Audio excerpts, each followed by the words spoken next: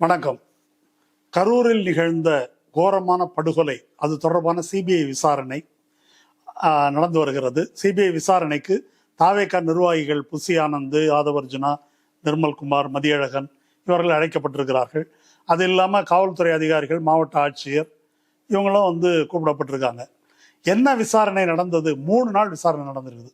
10 மணி நேரம், 8 மணி நேரம், 3 மணி நேரம் அப்படி விசாரணை நடந்திருக்கிறது. என்ன விசாரணை நடந்தது என்று பத்திரிகையாளர்கள் நிர்மல்குமார்கிட்ட கேட்குறாங்க. நிர்மல்குமார் என்ன சொல்றாரு அப்படின்னு சொன்னாக்கா, அந்த விபத்து, கரூரில் நடந்த நிகழ்வு அது ஏன் நடந்தது, யாரால் நடந்தது என்பது உலகத்துக்கே தெரியும், கரூருக்கு தெரியும். எங்கள்கிட்ட கேள்வி கேட்டாங்க, கேட்ட கேள்விக்கு நாங்கள் பதில் சொன்னோம், கேட்ட ஆவணத்தை கொடுத்தோம், இன்னும் கேள்வி கேட்டாலும் நாங்கள் சொல்லுவோம், அவ்வளோதான். என்ன கேட்டாங்க, என்ன சொன்னீங்க, அது விசாரணையில் உள்ள கேட்டதெல்லாம் சொல்ல முடியாதுங்க என்று அவர் பதில் சொல்லிவிட்டார். அதோட அந்த 3 நாள் விசாரணையோட முடிஞ்சிருச்சு. திரும்ப கூப்பிட்டா போவோன்னு சொல்லிட்டு கிளம்பிட்டாங்க.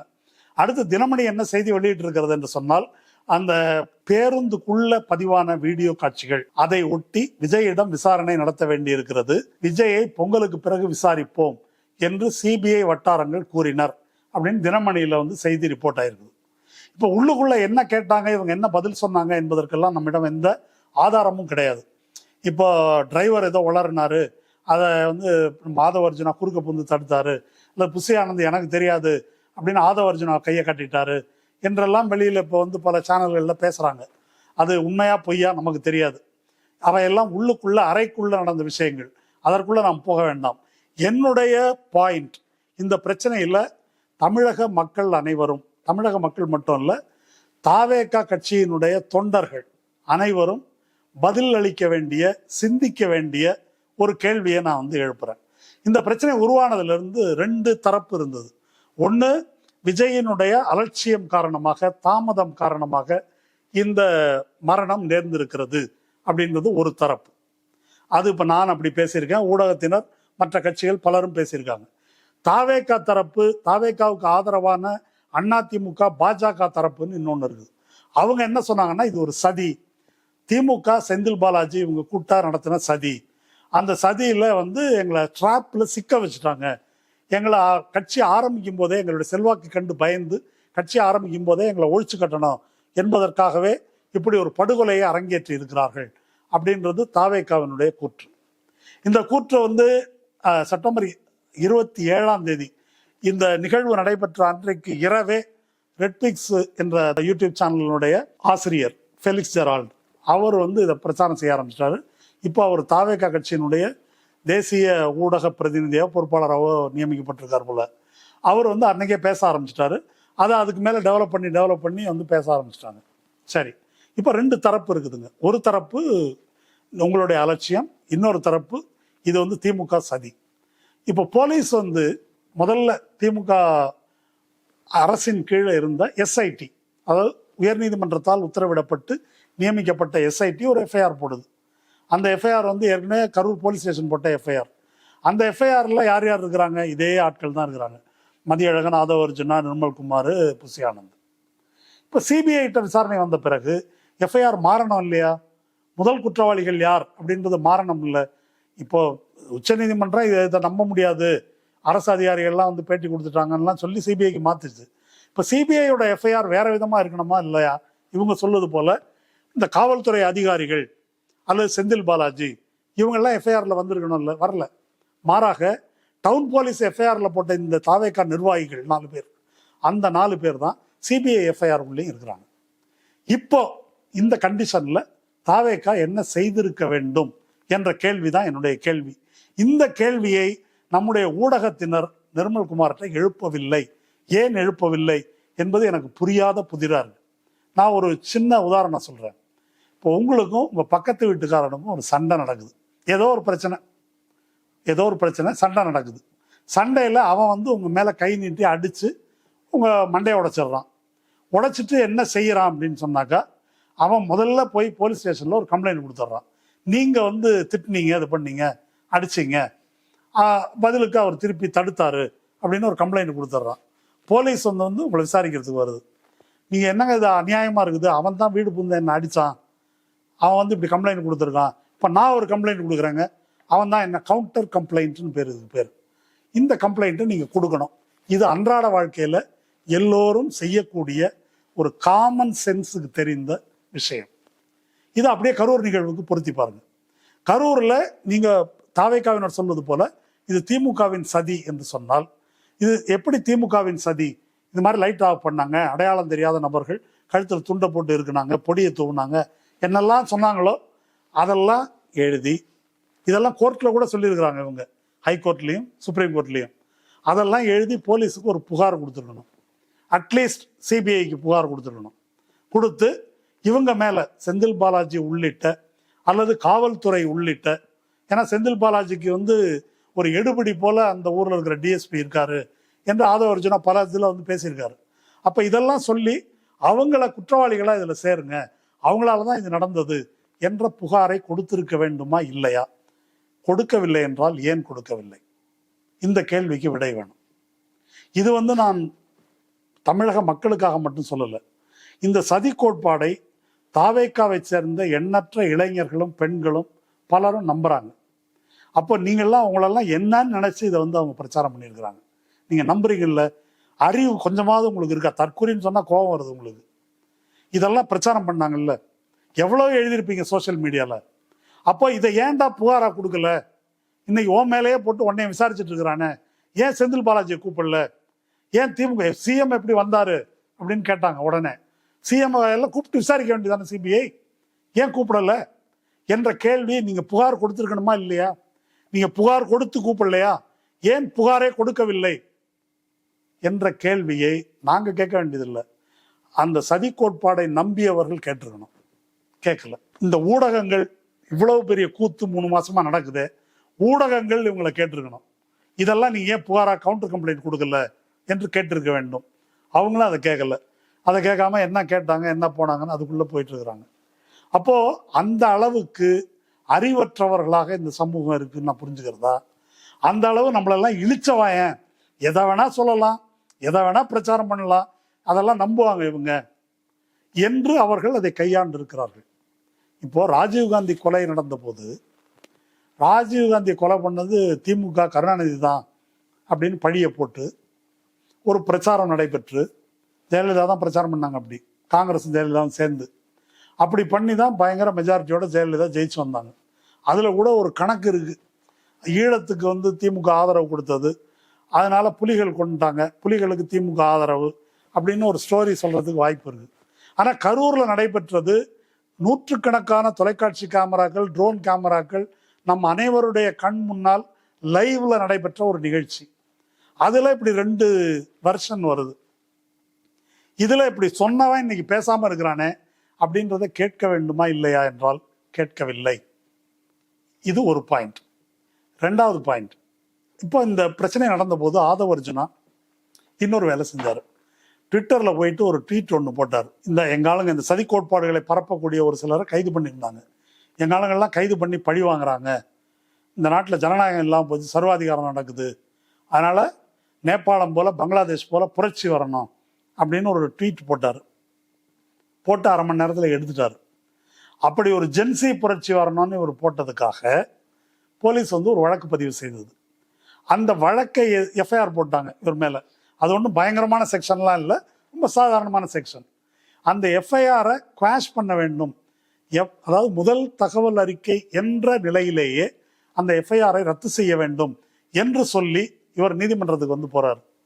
உயர் நீதிமன்றத்தில் போய் வாதாடி, நான் ஒரு டம்மி பீஸுங்க, நான் சொன்னதெல்லாம் சீரியஸாக எடுத்துக்கிறீங்க, அதெல்லாம் ஒன்றும் நடக்கலை, இல்லை அப்புறம் என்ன விட்டுருங்க என்னைய அப்படின்னு வாதம் வைத்து அந்த எஃப்ஐஆரை குவாஷ் பண்ணிட்டார். நீதிமன்றத்தில் அவர் வச்ச வாதங்களை கேட்டாக்கா இதாக இருக்கும். ஒரு அறிவுள்ள மனுஷன் சரியா சொல்றான், அல்லது மனநிலை சரியா இருக்கிறவன் சொல்றான், தைரியம் உள்ளவன் சொல்றான்னா அதை சீரியஸா எடுத்துக்கணும். என்ன மாதிரி ஒரு ஆளு நான் சொல்றதெல்லாம் ஒரு பாயிண்ட்னு கருதி எனக்கெல்லாம் கேஸ் போடுறீங்களே ஐயா, இது நியாயமா அப்படின்னு சொல்லி அவர் வாதம் வைத்து சரி இறக்கப்பட்டு உயர்நீதிமன்றமும் அவரை எஃப்ஐஆரை கிராஷ் பண்ணி விட்டாங்க.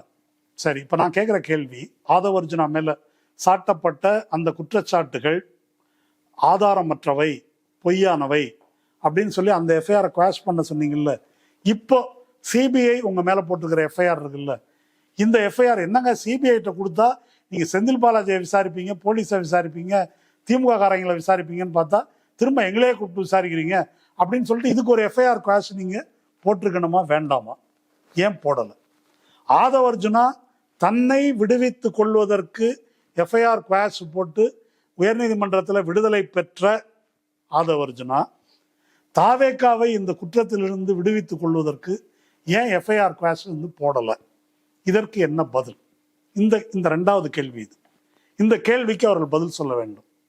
இந்த 2 கேள்விக்கும் அவர்களிடம் பதில் கிடையாது. ஏனென்றால் இவங்க அரங்கேற்றி இருப்பது ஒரு நாடகம். இந்த நாடகத்தில் நம்ம சிக்கி விடுவோம் என்பதனால் இவர்கள் உடனடியாக டெல்லிக்கு ஓடினாங்க. நாள் அதிகம் ஆயிடல. நீங்கள் கொஞ்சம் நிதானமாக 3 மாதம் முன்னால் தான் இந்த சம்பவம் நடந்தது. செப்டம்பர் 27 என்ன நடந்தது அப்படின்றத சுருக்கமாக கொஞ்சம் மனசில் அப்படியே கொஞ்சம் ஓட்டி பாருங்க. செப்டம்பர் 27 இரவு 7-7:30 மணிக்கு இந்த சம்பவம் நடக்குது. 10-10:30 மணிக்கெல்லாம் ஃபெலிக்ஸ் ஜெரால்டு ரெட்பிக்ஸ் சேனலில் என்ன பேச ஆரம்பிக்கிறாரு, இது ஒரு சதி, லைட் ஆஃப் பண்ணாங்க, உடனே பிரச்சனை தொடங்கிடுச்சு. அல்லது அவர் பாட்டிலுக்கு 10 ரூபான்னு பாட ஆரம்பிச்சாரு, பிரச்சனை தொடங்கிடுச்சு. முதுகில் கத்தியால் குத்துனாங்க, துண்டை போட்டு இருக்குனாங்க என்று அவர் தொடங்கி வைக்கிறார். அதை இன்னும் அதை டெவலப் பண்ணுறாங்க, பல பேர் ஏறி மிதிச்சாங்க. அப்புறம் இந்த இருட்டுக்குள் ஒரு விதமான பொடியை தூவுனாங்க, மயக்க பொடியை. இப்படி பலவிதமான சதி கோட்பாடுகளை பரப்பினார்கள். லத்தி சார்ஜ் நடந்தது அப்படின்னு சொன்னாங்க, போலீஸ் உடந்தையா இருந்ததுன்னு சொன்னாங்க. இதெல்லாம் சதி கோட்பாடுகள். இந்த பக்கம் நாம் என்ன சொன்னோம், நீ சொன்ன நேரத்துக்கு வரல, 8 மணி நேரம் லேட்டா வந்திருக்கிற, ஊர்வலமா வந்திருக்கிற, வேனுக்குள்ள உட்காந்து லைட் ஆஃப் பண்ணிட்டு இந்த இடத்துக்கு வந்தாதான் என்னை பார்க்க முடியும் என்ற ஒரு நிர்பந்தத்தை ஏற்படுத்தின. 50 மீட்டருக்கு முன்னாலே நில்லுங்க, இதுக்கு மேல போனா நெரிசல், சாவு நடக்கும் என்று டிஎஸ்பி சொல்லி தடுத்தும் கேட்காமல் இந்த இடத்துக்கு வந்தீங்க. இந்த இடத்துல உங்களுக்கு சினிமா ஷூட்டிங் திட்டம் இருந்தது என்பதற்கான தரவுகள் எல்லாம் சொல்லுகிறார்கள் என்று பல குற்றச்சாட்டுகளை நாம் முன்வைத்தோம். இப்படி 2 தரப்பு கடந்த 3 மாசமா விவாதிச்சிருக்கிறோம். இந்த 3 மாதமா விவாதிக்கப்பட்ட உண்மைகள் இப்போ நமக்கு நினைவில் இருக்கிறதா அல்லது 3 மாசத்துலேயே மறந்துட்டோமான்றதான் கேள்வி. இப்போ பொங்கலுக்கு பிறகு விஜயை கூப்பிட போறான்னு நிச்சயமா விஜயை கூப்பிடுவாங்க, அதெல்லாம் தப்பிக்கவே முடியாது. அவர் இப்போ இங்க ஆந்திராவில் அல்லு அர்ஜுன் அந்த கேஸில் சார்ஜ் ஷீட்டில் அவர் 7வது குற்றவாளியாக சேர்த்துருக்காங்க. எஃப்ஐஆர் போட்டது மட்டும் இல்லை, விசாரணை நடத்தி சார்ஜ் ஷீட்டில் சேர்த்துட்டாங்க. இதை பற்றி நான் ஒரு ட்வீட்டும் போட்டிருந்தேன். அதாவது அந்த இதில் என்ன சொல்கிறாங்க அப்படின்னு சொன்னால், திடீர்னு அவர் அந்த தியேட்டருக்கு வராரு, தியேட்டரில் நெரிசல் ஏற்பட்டு ஒரு சாவு நடக்குது. போலீஸ் இங்கே சாவு நடக்குதுங்க என்று சொன்ன பிறகும் கூட அந்த இடத்தை விட்டு உடனே அல்லு அர்ஜுன் அகன்று செல்லவில்லை என்பதனால் குற்றவாளி அப்படின்னு அவங்க சொல்றாங்க. முக்கியமா இப்போ இதை விஜய்க்கு பொருத்தி பாருங்க. 50 மீட்டர் முன்னாலே ஐயா போகாதீங்க, போனீங்கன்னா அங்க பெரிய சாவு நடக்க வாய்ப்பு இருக்கு அப்படின்னு எச்சரித்த பிறகு அங்க வராரு. அவர் கண் முன்னாலேயே ஆம்புலன்ஸ் போகுது, ஆம்புலன்ஸுக்கு வழிவிட சொல்லி அவரே சொல்றாரு. அவர் கண் முன்னாலேயே மயங்கி விழுகிறார்கள், மிதிப்படுகிறார்கள், தண்ணி பாட்டில் தூக்கி போடுறாரு. இத்தனைக்கும் பிறகு அவர் பேச ஆரம்பிக்கிறார். இது அத்தனைக்கும் விஜய் குற்றவாளியாகாமல் எப்படி தப்பிக்க முடியும்? அதனால விஜய் விசாரிக்கப்பட இருக்கிறார், குற்றவாளி ஆக்கப்பட இருக்கிறார், அதுல எந்த மாற்று கருத்தும் இல்லை. அதனால பொங்கல் முடிஞ்சு விஜய்க்கு பொங்கல் வைப்பார்கள், அதுல ஒன்றும் சந்தேகம் இல்லை. எஃப்ஐஆர்ல விஜய் பேர் இல்லையே அப்படின்னு நீங்க நினைக்கலாம். அந்த கூட்டம் யாரை பார்க்க வந்துச்சு? ஆதவ அர்ஜுனாவையா, நிர்மல்குமாரை பார்க்கவா? விஜயை பார்க்க தான் வந்தது. விஜய் கண் முன்னால்தான் அத்தனையும் நிகழ்ந்திருக்கிறது. அதனால விஜயின் பெயர் சார்ஜ் ஷீட்டில் இடம்பெறுவது உறுதி. 7வது இடத்துல அல்லு அர்ஜுன் பேர் வந்துச்சு, இன்னும் முன்னாலேயே வரும் விஜய் பேரு, இதுல ஒன்றும் எந்த சந்தேகமும் கிடையாது. இப்போ இங்கேருந்து தப்பி இந்த எண்ணெய் சட்டியிலிருந்து எரியும் அடுப்புக்கு, இதை பற்றி முன்னாலே நான் பேசியிருக்கிறேன். நீங்க மாநில அரசிடம் இந்த விசாரணை இருந்திருந்தால் இவ்வளவு பெரிய பிரச்சனை ஏற்பட்டிருக்காது. இப்போ நான் சிபிஐக்கு போறேன்னு சொல்லிட்டு ஒளிய தெரியாதவன் தலையாரி வீட்டில் ஒளிஞ்ச மாதிரி என்ற ஒரு பழமொழி இருக்கு. தலையாரின்னா அந்த காலத்து கிராமத்து போலீஸ். திருடன் ஒளியறதுக்கு இடம் இல்லைன்னு சொல்லிட்டு தலையாரி வீட்டில் ஒளிஞ்சானா, அந்த மாதிரி போய் சிபிஐ கிட்ட போயிருக்கிறாங்க. அங்க உச்சநீதிமன்றம் ஒரு விசித்திரமான தீர்ப்பை கொடுத்துருக்குது. அந்த தீர்ப்புல எஸ்ஐடி விசாரிக்க கூடாது, எல்லாத்தையும் ஹேண்ட் ஓவர் பண்ணணும் என்று சொன்னது மட்டுமல்ல, அருணா ஜெகதீசன் விசாரணை ஆணையம் அவங்களும் விசாரிக்க கூடாதுன்னு சொல்லிட்டாங்க. இப்படி ஒரு வரலாற்று சிறப்பு மிக்க தீர்ப்பை இந்திய வரலாற்றில் இதுவரைக்கும் நம்ம பார்த்ததில்லை. 3 சம்பவம் சொல்றேன், 3 முக்கியமான கேஸ். 1 அயோத்தியா. அயோத்தியில் 1992 பாபர் மசூதி இடிக்கப்படுது. இடிக்கப்பட்ட பிறகு அதன் மேலே ஒரு கிரிமினல் எஃப்ஐஆர் போடுறாங்க. கிரிமினல் குற்ற வழக்கு பதிவு செய்யப்பட்டு விசாரணை நடக்குது. அப்புறம் சிபிஐக்கெல்லாம் போகுது. பேரலாக அதற்கு இணையாக ஒரு விசாரணை ஆணையம் அமைக்கப்படுது. ஓய்வு பெற்ற நீதிபதி லிபரான் தலைமையில் லிபரான் கமிஷன். அந்த லிபரான் கமிஷன் இதை விசாரிச்சுட்டு அத்வானியிலிருந்து இவங்க எல்லாரும் அக்யூஸ்டு, குற்றவாளிகள், தண்டிக்கப்பட வேண்டும் ஏன் அப்படின்னு விரிவான அறிக்கையை கொடுக்குது. அது கிரிமினல் குற்ற விசாரணை அல்ல, விசாரணை ஆணையத்தின் விசாரணை. ஆனால் கிரிமினல் குற்ற வழக்கு விசாரணையில் அத்வானி உள்ளிட்ட எல்லாரும் விடுதலை ஆயிட்டாங்க. ஆனால் இவர்களெல்லாம் குற்றவாளிகள் என்று சொல்வதற்கான தரவுகளோடு லிபரான் கமிஷன் அறிக்கிறது.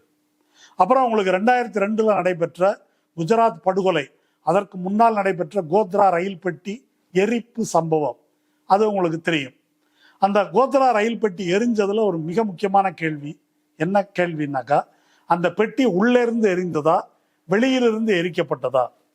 வெளியே இருந்து இஸ்லாமியர்கள் அதன் மீது பெட்ரோலை எல்லாம் ஊற்றி கொளுத்தி விட்டாங்க அப்படின்றதுதான் குற்றச்சாட்டு.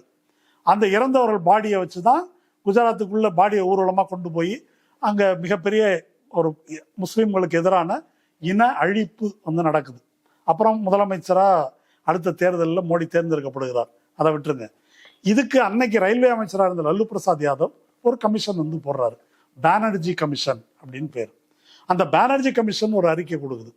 இந்த எரிப்பு என்பது சயின்டிஃபிக்கா ஃபாரன்சிக் எவிடன்ஸ் எல்லாம் வச்சு அறிவியல் பூர்வமாக அறிஞர்களை வைத்து இது எப்படி உள்ளிருந்து தான் எரிந்திருக்கிறது.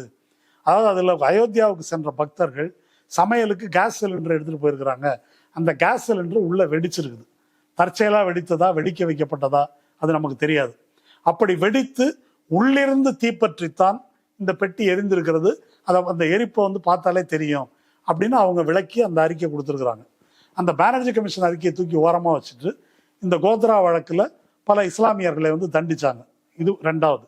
3வது நம்ம தூத்துக்குடியில் அருணா ஜெகதீசன் ஆணையம் எப்படி துப்பாக்கி சூடு நடந்த பிறகுதான் தீ வைப்புகள் நடந்தன, தீ வைப்புகள் நடத்தியவர்கள் வீடியோ எவிடன்ஸ் இருந்தும் அதை போலீஸோ சிபிஐயோ கண்டுகொள்ளவில்லை, பிடிங்கன்னு நான் சொல்லியும் பிடிக்கல, இது பாயிண்ட் பிளாங்கா தேவையில்லாமல் கொடூரமாக நடத்தப்பட்ட துப்பாக்கி சூடு, இன்னின்ன ஆட்கள் அதுக்கு குற்றவாளிகள்னு உயர் போலீஸ் அதிகாரிகளிலிருந்து கீழ்நிலை வரைக்கும் பட்டியல் போட்டு அவங்க கொடுத்துருக்குறாங்க. அதை சிபிஐ விசாரிச்சிருக்கு. சிபிஐ என்ன சொல்லியிருக்குது, இதில் யாருமே ஒரு கீழ்நிலை எஸ்ஐ மாதிரி ஒரு ஆள், அவரை மட்டும் குற்றவாளின்னு போட்டு மக்களையே 30-40 பேர் மேலே சார்ஜ் ஷீட் போட்டாங்க. அதை நீதிமன்றத்துக்கு கொண்டு போய் கொடுத்தாங்க. நீதிமன்றம் சிபிஐ மூஞ்சில் அதை விட்டெறிஞ்சு இதெல்லாம் ஒரு விசாரணையா, போய் முதல்ல இருந்து விசாரின்னு அனுப்பியிருக்குது. இப்போ இந்த 3லையும் ஒரு விஷயம் பாருங்க. இந்த 3லுமே அயோத்தியாவில், கோத்ராவில், தூத்துக்குடியில் இந்த விசாரணை ஆணையம் என்பது தனியாக விசாரிக்கும் போது அது சில எவிடன்ஸ் அடிப்படையில் உண்மைகளை கொண்டு வருது. கிரிமினல் குற்ற விசாரணையில் வராத உண்மைகள் இதில் வருது. இப்போ இந்த உச்சநீதிமன்ற உத்தரவு என்ன செஞ்சிருக்குன்னு சொன்னாக்கா, அப்படி அருணா ஜெகதீசன் வழியாக வேற உண்மைகள் வெளிவந்து விடக்கூடாது என்று மடை அடைச்சிருச்சு. இப்போ ஒரே ஒரு இடம்தான் சிபிஐ சொல்றது மட்டும்தான் நம்ம கையில் இருக்கு. அதனால நம்ம தப்பிச்சோம் அப்படின்னு இவங்க நினைச்சிட்டு இருக்கிறாங்க. இது சிபிஐயிடம் கொடுக்கப்பட்ட அன்றே நான் நேர்காணலில் சொல்லியிருக்கிறேன், ஆதவ் அர்ஜுனா விஜயை கொண்டு போய் அமித்ஷா கிட்ட ஹேண்ட் ஓவர் பண்ணிட்டார், பிடிச்சு கொடுத்துட்டார். என்ன செட்டில்மெண்ட்டுன்னு தெரியல, அவங்களுக்குள்ள கொண்டு போய் கொடுத்தாச்சு. இனி அமித்ஷா தான் விஜயினுடைய எதிர்காலத்தை, தாவேக்காவின் எதிர்காலத்தை தீர்மானிப்பார் அப்படின்னு அப்பவே சொன்னேன். இப்போ நிர்மல்குமார் சொல்றாரு பேட்டியில், இந்த விசாரணைக்கு பிறகு திமுக சார்பு ஊடகங்களில் சில வதந்திகள் பரப்பப்படுகின்றன. என்ன வதந்தின்னு சொல்லலை, வதந்தி இதுதான், அமித்ஷாட்ட போய் சிக்கிட்டாங்கன்றது தான். அதை அப்படி சொல்லிட்டு எங்கள் கொள்கையில் எந்த மாற்றமும் இல்லை. சரி, என்ன உன் கொள்கை? விஜய் தான் முதல்வர், அதான் கொள்கையா? அதாவது என்ன சொல்ல வராங்க அப்படின்னாக்கா, நாங்கள் அந்த கூட்டணியில் சேர்ந்துருவோம் அப்படின்னு நினைக்காதீங்க, நாங்கள் தான் முதல்வர், அந்த கொள்கையில் மாற்றம் இல்லை என்று நிர்மல்குமார் பேட்டி கொடுத்துருக்காரு. நான் என்ன சொல்கிறேன், அங்கே அமித்ஷா கிட்ட சிக்கி முதலவாயில் சிக்கின மாதிரி தான், யாரும் வெளியே வந்ததில்லை. பொய் கேஸ்லேயே எவ்வளோ பேர் உள்ளே இருக்கிறாங்க, எந்த ஆதாரமும் இல்லாமல் எத்தனை பேர் ஆண்டு கணக்கில் சிபிஐலையும் இடிலையும் சிக்கினவங்க உள்ளே இருக்கிறாங்க. உங்களது சாலிடான கேஸு, தப்பிக்க முடியாத கேஸு. அதனால் விஜய் முதல்வர் என்பதில் எனக்கும் ஆட்சேபனை இல்லை. ஏற்கனவே அமித்ஷா விட்டு வாசலில் போட்டிருக்கிற பெஞ்சில் இபிஎஸ் உட்காந்துருக்கிறாரு, ஓபிஎஸ் உட்காந்துருக்காரு, டிடிவி உட்காந்துருக்காரு, அன்புமணி உட்காந்துருக்காரு, வாசன் உட்காந்துருக்காரு, கூட விஜயும் போய் உட்காரலாம். வேணா முதல்வராக முன்னால போய் உட்காரலாம். அவர் தனியா நில்லுன்னா தனியா நிக்கணும், நீங்க என்டிஏல சேர்ந்து நில்லுன்னா சேர்ந்து நிக்கணும். அவர் விஜய் பேசும்போது சொன்னார்ல, பிஜேபியை ஏன் பேசுவதில்லைன்னு சொன்னதுக்கு ஃபீல்டுலேயே இல்லாதவங்களை பத்தி நாங்க எதுக்கு பேசணும் அப்படின்னு அவர் ஒரு டைலாக் பேசினார். கடைசியா பிஜேபி ஃபீல்டுலேயே இல்லையா, அதனாலதான் இவங்க பிஜேபி பற்றி பேசவில்லையாம் அப்படின்னு ஒரு பந்தாவா அப்படி பேசுகிறார். உண்மையில் ஃபீல்டில் இல்லைன்றதுக்கு வேற ஒரு அர்த்தம் இருக்குது. இந்த சினிமாவிலையும் டிராமாவிலையும் ப்ராம்ப்டர்னு ஒருத்தர் இருப்பாங்க. கதாநாயகனோ நடிகர்களோ நடிக்கும்போது வசனத்தை சைடில் நின்று சொல்லி கொடுப்பாங்க, மறந்து போகாமல் இருக்கிறது. அதுபோல விஜயினுடைய ப்ராம்ப்டர் பிஜேபி. ப்ராம்ப்டர் எப்பொழுதுமே மேடையில், களத்தில், ஃபீல்டில் நிற்க மாட்டாங்க, சைடில் ஒளிஞ்சிட்டு தான் இருப்பாங்க. அப்படி பிஜேபி திரைமறைவில் இருக்கிறது. அவர்கள் என்ன சொல்கிறார்களோ அதை விஜய் பேசுவார். அதுதான் நடக்கப் போகிறது. இதை காலம் கடந்தாவது தாவேகா தொண்டர்கள் எனப்படும் விஜய் ரசிகர்கள் புரிந்து கொள்ள வேண்டும். மிகப்பெரிய அபாயத்தில், உங்களுக்கு விஜய் மேல இருக்கக்கூடிய அபிமானத்தால் மிகப்பெரிய அபாயத்தில் தமிழ்நாட்டை இழுத்து விடுகிறீர்கள். அது மட்டுமல்ல, இந்த 41 பேர் செத்த படுகொலையை இது விஜய்க்கு கூட பயன்பட போறதில்லை, இது பிஜேபிக்கு பயன்பட போகிறது. 41 உயிர்கள் பாரதிய ஜனதாவின் மோடி அமித்ஷாவின் காலடியில் காணிக்கையாக்கப்பட்டிருக்கிறது. இப்படிப்பட்ட பச்சை துரோகத்தை இப்போதாவது கண்டித்து பேசுங்கள். நன்றி.